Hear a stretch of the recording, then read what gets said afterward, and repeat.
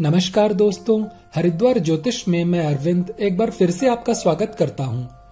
Friends, मैंने बहुत सारी कुंडलियों में ऐसा देखा है कि बहुत से लोग शादी करने के बाद बहुत प्रॉब्लम्स फेस करते हैं। ऐसा इसलिए होता है क्योंकि वो अपनी कुंडली दिखाए बिना ही कभी भी किसी भी उम्र में शादी कर लेते हैं और सारा जीवन दुख भोगते हैं। इसलिए आज के इस वीडियो में मैं आपको ये बताने वाला हूँ कि जन्मपत्री में बैठे हुए ग्रहों की वो कौन कौन सी पोजीशंस होती हैं जिनके होते हुए हमें अपनी उम्र के किस साल में शादी नहीं करनी चाहिए, क्योंकि हमारी उम्र के उन सालों में की गई शादी का फल हमारे लिए कभी कभी बहुत खराब हो जाता है। आज का ये वीडियो स्पेशली उन लोगों के लिए है जो ज्योतिष का थोड़ा ज्ञान रखते हैं या ज्योतिष सीख रहे हैं।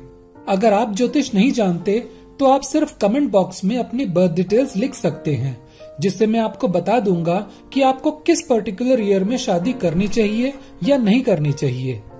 सभी 9 ग्रहों के अलग अलग ग्रह स्थिति के अनुसार शादी के अलग अलग योग बनते हैं। आइए शुरू करते हैं सूर्य ग्रह से।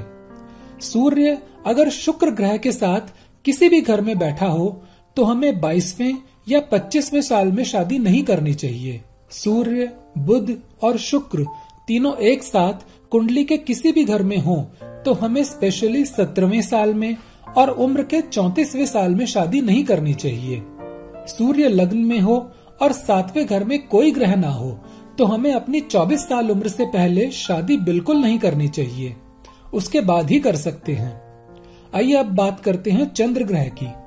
चंद्रमा अगर लग्न में बैठा हो और 7वां घर खाली हो तो हमें अपनी उम्र के 24वें साल में शादी नहीं करनी चाहिए। चंद्रमा अगर 7वें घर में बैठा हो तो 24वें और 25वें साल में शादी नहीं करनी चाहिए। चंद्रमा अगर शुक्र और बुध के साथ 7वें घर में बैठा हो तो 20 साल उम्र से लेकर 25 साल की उम्र तक हमें शादी बिल्कुल नहीं करनी चाहिए। आइए अब बात करते हैं मंगल ग्रह की।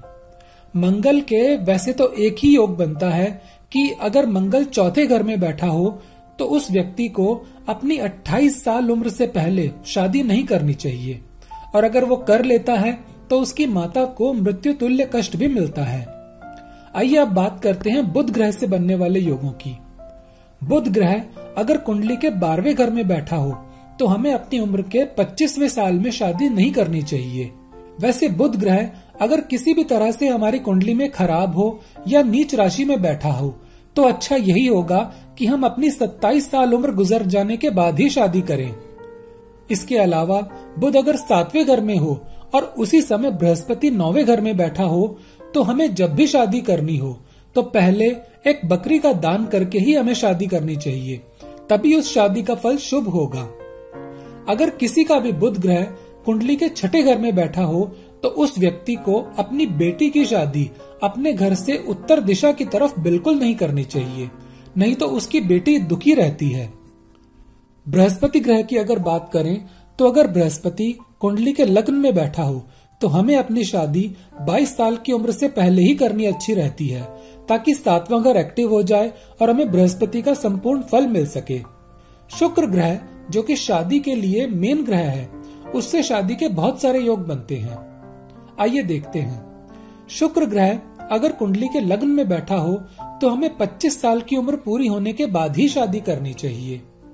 शुक्र ग्रह अगर दूसरे घर में हो तो शादी कभी भी कर सकते हैं, पर अच्छा यही होगा कि शादी करने से पहले हमें गाय दान जरूर कर दें।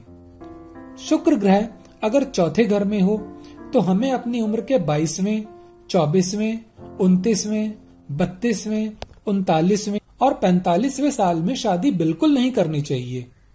ऐसा व्यक्ति जिसका शुक्र 4थे घर में बैठा हो वो जब भी शादी करे तब फेरे लेने के बाद अपनी वाइफ या अपने हस्बैंड का नाम चेंज करके फिर से उसके साथ ही 7 फेरे ले, ताकि शुक्र ग्रह का फल बुरा ना हो। शुक्र ग्रह अगर कुंडली के 3रे या 5वें घर में हो तो शादी करने के लिए उम्र की कोई पाबंदी नहीं है, कभी भी कर सकते हैं, लेकिन ये जरूरी है कि हमें अपने माता पिता की आज्ञा और उनके आशीर्वाद से ही शादी करनी चाहिए, नहीं तो शुक्र का फल बहुत बुरा हो जाएगा। शुक्र ग्रह अगर कुंडली के 6ठे, 7वें, 8वें या 9वें घर में बैठा हो तो हमें 25 साल उम्र से पहले शादी नहीं करनी चाहिए। इसके अलावा शुक्र ग्रह अगर 11वें घर में बैठा हो तो किसी भी उम्र में शादी कर सकते हैं, लेकिन शादी करने से पहले एक गाय दान करना बहुत जरूरी होता है और अपने पेरेंट्स की मर्जी से ही शादी करनी चाहिए। आइए अब बात करते हैं शनि और राहु ग्रह से बनने वाले शादी के योगों की।